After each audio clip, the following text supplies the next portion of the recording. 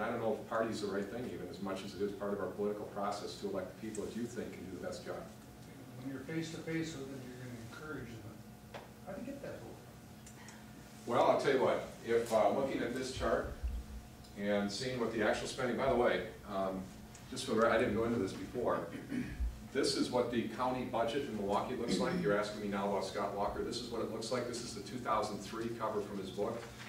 We actually have the records from the county book. So what I'm showing you on this board, we actually went in, it says total expenditures. We took the 2003 number. We also have the 2010 number. I mean, I got all this stuff for anybody who wants to see it. We got the 2010 total expenditures. And again, I'm a math guy. He spent $1.84 billion or $1,481 million in 2010. The number is 1,100 in 2003. It's a $381 million spending increase. And folks, when I talk about spending increases in government, I'm really talking about higher taxes and a less competitive area to do business in.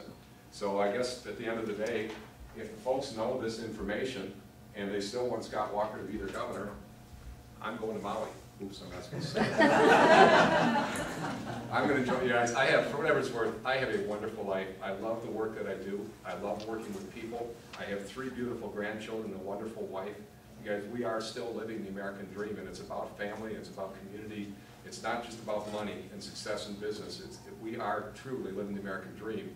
And I'm going to tell you, being governor has nothing to do with it. So I'm going to go here, because you're the one who said no easy questions here. I've been avoiding them as long as possible. Although it won't be too tough. Wisconsin is one of 2 states in the United States that does not allow concealed carry. Yep. What is your opinion on concealed carry, and what other policies would you propose regarding Wisconsin citizens' right to carry a firearm? I called the Jackson County DA. I don't know if you followed this carefully, but he has decided he's not going to enforce any of the concealed carry laws as are in the books of the state of Wisconsin today, after the most recent Supreme Court. And I talked to him, when was it? Yesterday or the day before, I can't remember. It was yesterday, because I called from here. But at any rate, I'm a very strong advocate of the Second Amendment to the Constitution, as I am every amendment.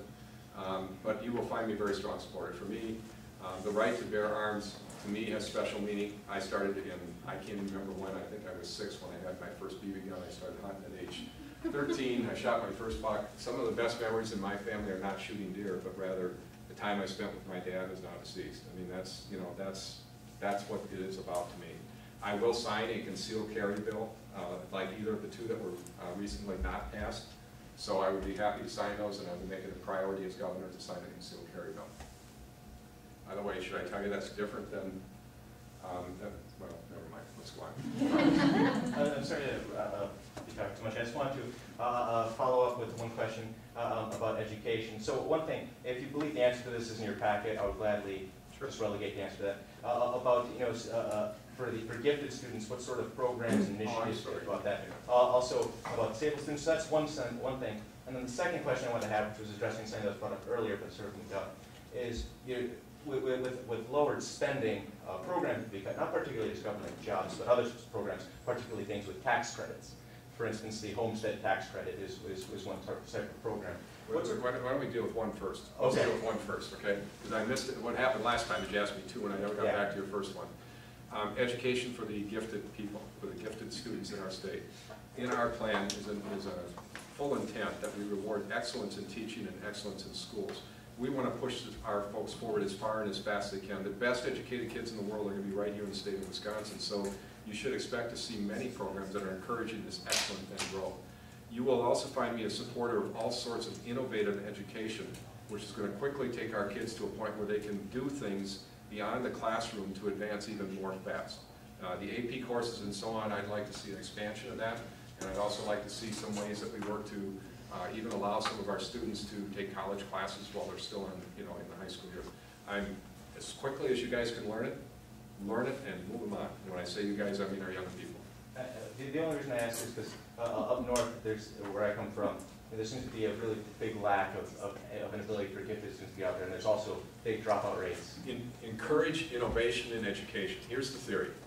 If you can demonstrate that your kids are advancing academically at least 12 months for every month they are in your classroom or under your care, then be as innovative as you would like to in your classrooms. And that would apply to all sorts of different things. As you're probably aware, we have all sorts of different schools around the state of Wisconsin today. We have charter schools. I would like to see us get a better chartering institution, that we can have charter schools, so if our public schools are not providing the opportunity to advance. We have visual schools, I'm sorry, not visual, virtual schools, sorry. It's a long day already, sorry.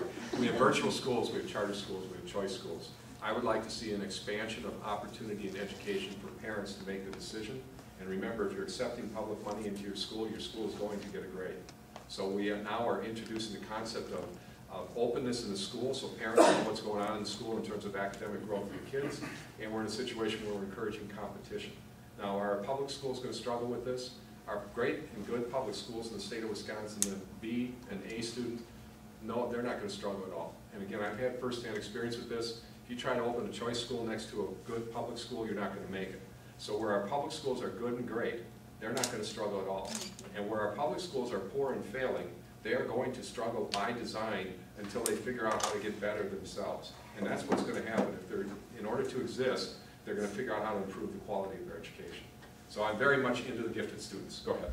Hi, I'm sorry for a second question, but about 4 years ago, I'm from California originally. I've been here 2 years, but about 4 years ago, I went to the National Federated of Republican Women and took a class that was given by a well-known campaign manager for presidents. And I wish I had the book. I don't. Somehow in the moving, it got lost. But it was a 2-day class.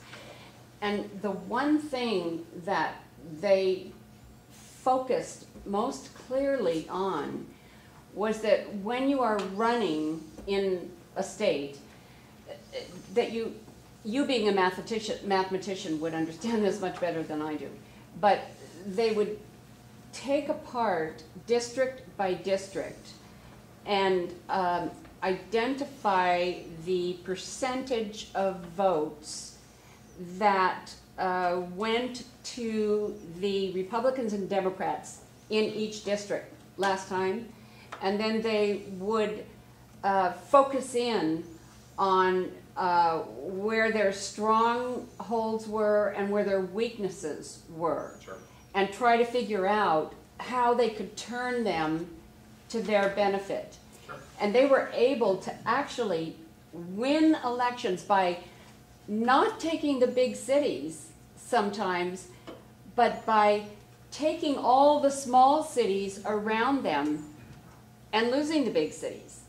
I'm not saying that that's what you should do, but I'm just saying if you calculate that, it's an interesting philosophy, and it's, I think, something that maybe you could incorporate into your planning and Sure. concepts. Yeah, I mean, I am a math guy, so I can rattle off a lot of these numbers off the top of my head. I'm sure you can, but I just found that to be... No, you're absolutely correct. Yeah, amazing. Micro-targeting that goes on in these races today is amazing. It was amazing when I heard how some person that was a shoe-in, because the other party was able to pick off these little tiny other areas, Yep.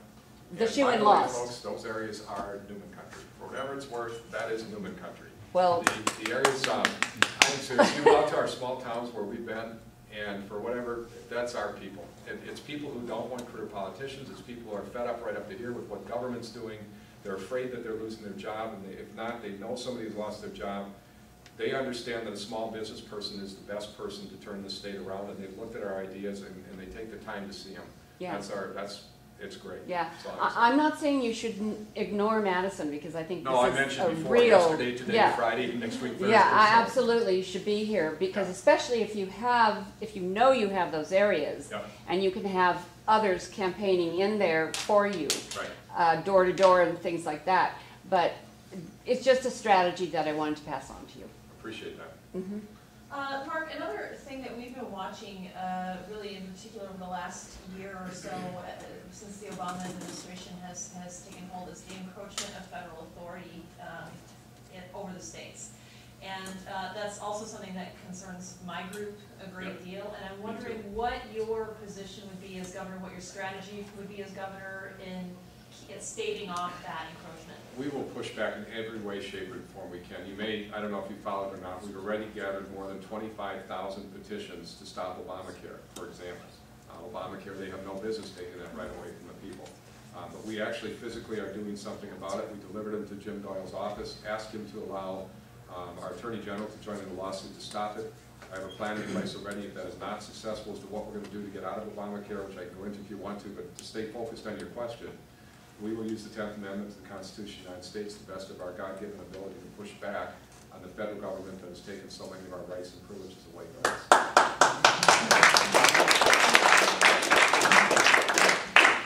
I need to add that what I was describing about how unpretty it was in Washington, when we do that, it's going to be just as unpretty right here in Wisconsin. I'm going to need you guys standing alongside of me.